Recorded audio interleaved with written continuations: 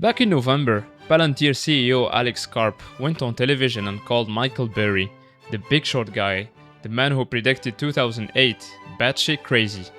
This was because Burry had just disclosed $1 billion of put options against Palantir and Nvidia. Burry's response was that Karp, quote, cannot crack a 13F, which is finance bro speak for bitch you can't even read.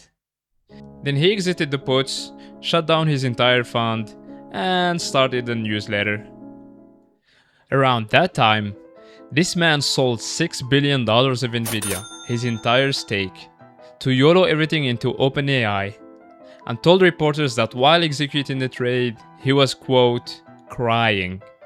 And before anyone gets excited, both of these men are smarter than me. Way smarter, and unfathomably richer. I have no idea what I'm doing. And if I did, I'd be making tendies out there. Instead, I make silly finance content on the internet.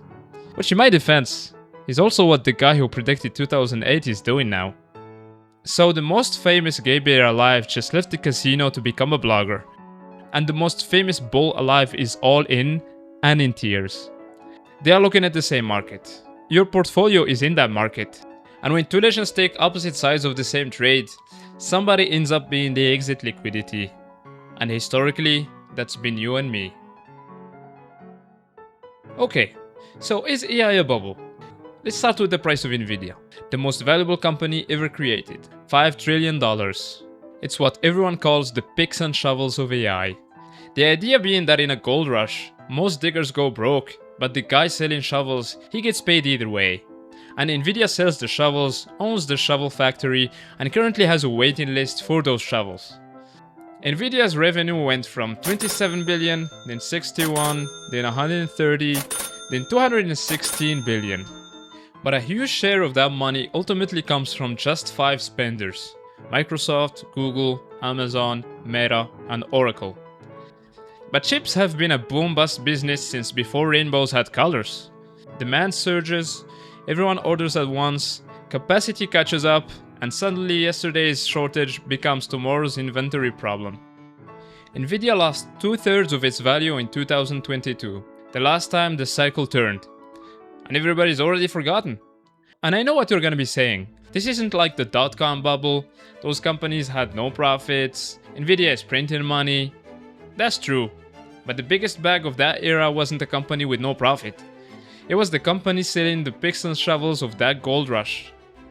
In March 2000, the most valuable company on earth had real revenue, explosive growth, and equipment the entire internet depended on. Cisco sold the plumbing of the digital future, and it went down 88%. And whoever bought at the top held the bag for 25 years. That bag can legally drink now. The internet, meanwhile, worked out completely. So yeah, the profits can be 100% real, and you can lose 90% of your money anyway. Cisco already looked insane in 1997, and then it tripled. Everyone who shorted it in 1998 was eventually proven right. Their shorts had already blown up though, so they got the good news during their shift at Wendy's. There's a famous quote about this: the market can stay irrational longer than you can stay solvent. The market isn't staying irrational at random. The market can see your account. It knows exactly how long you can stay solvent, and then it will stay irrational precisely that long, plus 1 day. In my case, that was 4 business days ago.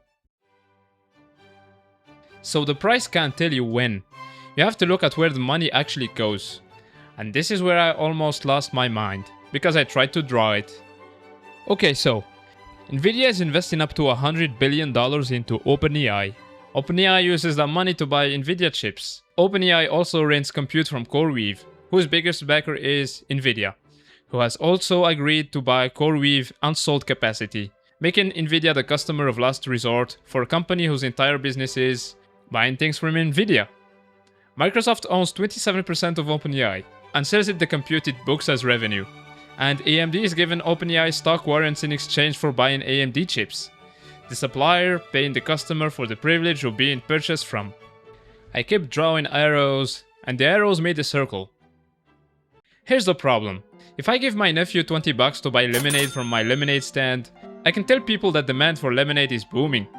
I can show them the sales are real, but it's still my original $20. And while you DCA $200 a month into your index fund, like the good little boy you are, a growing share of the growth you're buying is, technically speaking, a circle jerk. And if you're wondering how that ends, we've actually run this experiment before. In 1999, it was called vendor financing. Take Lucent for example. A stock your grandma owned lent $8 billion to telecom startups, who used it to buy Lucent equipment. And when the startups died, Lucent stock went from $84 to a penny stock. People inherit houses and money, you inherit bags.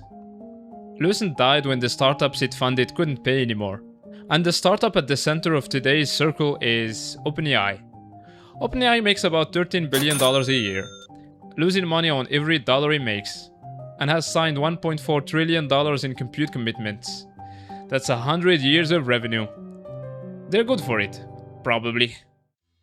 Meanwhile, there's the demand. And I'll be fair, because this is where the gay bears lie to you. The demand is real. OpenAI tripled its revenue in a year. Anthropic went from 1 to 9 billion in 13 months. Incredible growth.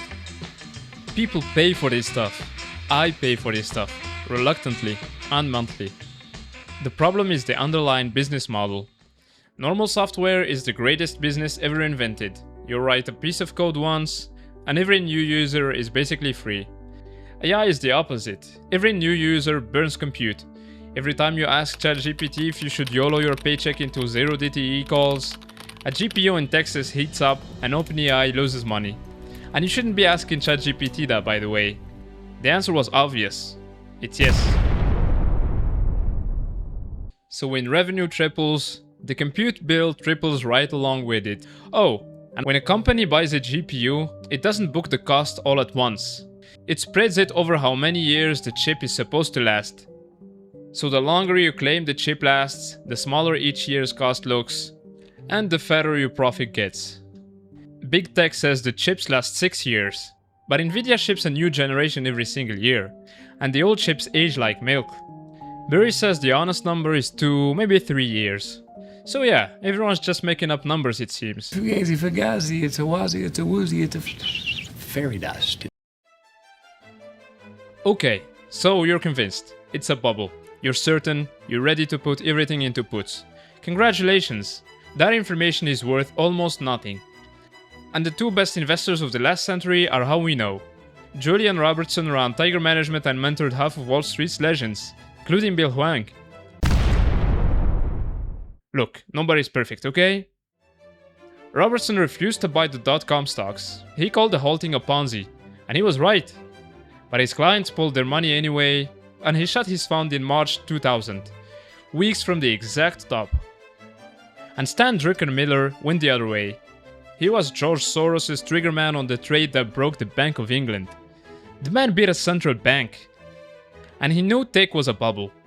Sold everything in January 2000 and sat in cash watching everybody print money every single day.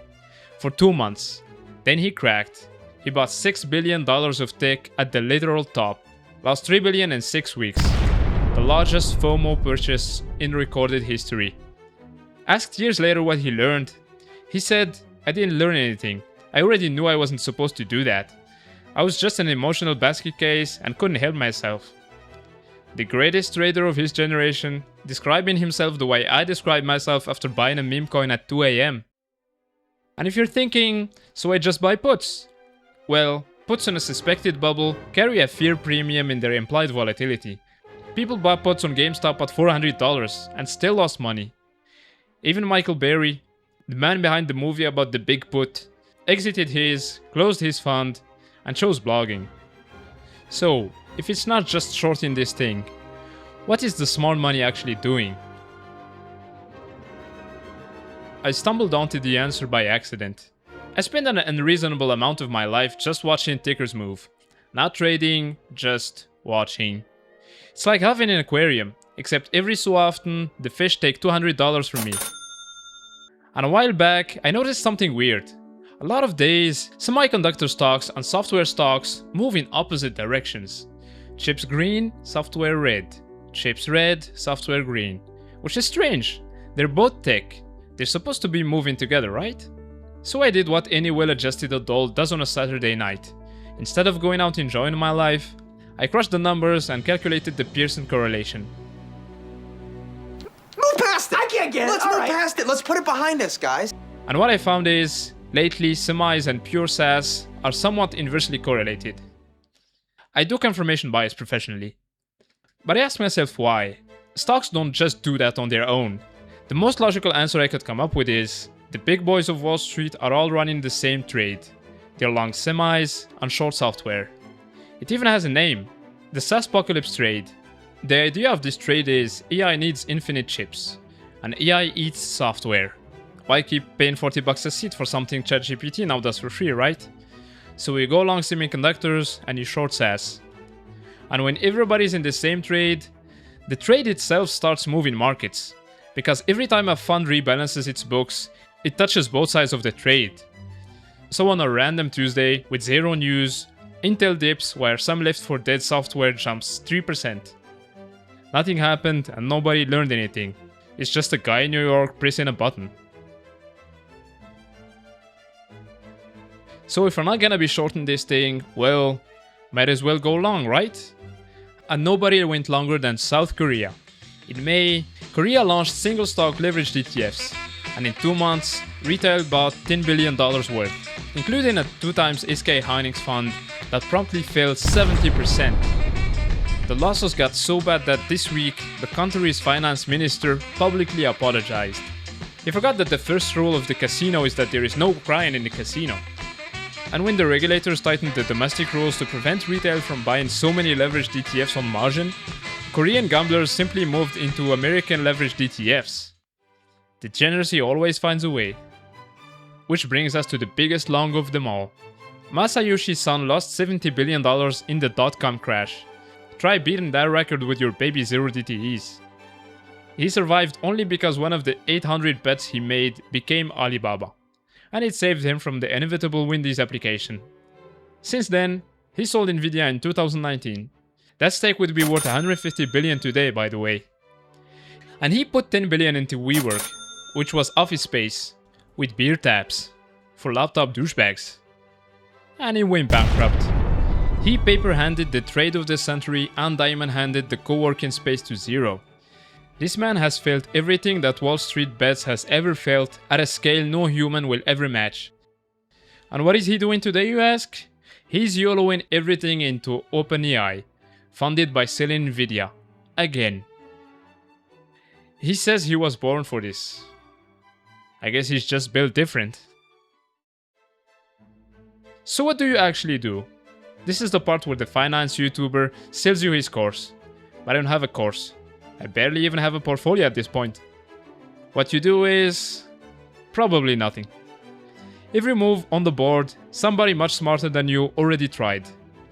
Everything is always priced in. But if you're gonna do anything, keep your eye on one number, the spending. 5 companies are holding this entire market up. And they do it by spending more every quarter than the quarter before. Your whole financial future now depends on 5 CEOs never having a single cautious quarter. I hope you sleep well. Because the moment the spending stops, everything downstream goes right with it. And the semis are already down from their peaks. Funds have been backing out of the chip trade for more than a month. Maybe it's nothing. Maybe it's the beginning of the end. That's how the last bubble actually ended. The internet didn't fail. The day the Nasdaq peaked, the technology kept every promise it ever made and more. The Nasdaq still went down 78%. So being right meant jack shit. Anyway, I started this video wanting an answer on whether AI is the dot-com bubble 2.0. And what I have is a whiteboard covered in circles drawn by a madman who went crazy trying to follow the money. Barry is probably early, as usual. Masayoshi Son is probably gonna lose it all again, as usual. And I'm definitely still long. Although, full disclosure, I've been feeling bearish since the whiteboard, which, given my track record, might be the single most bullish signal of this entire video. And they keep calling this brown hole.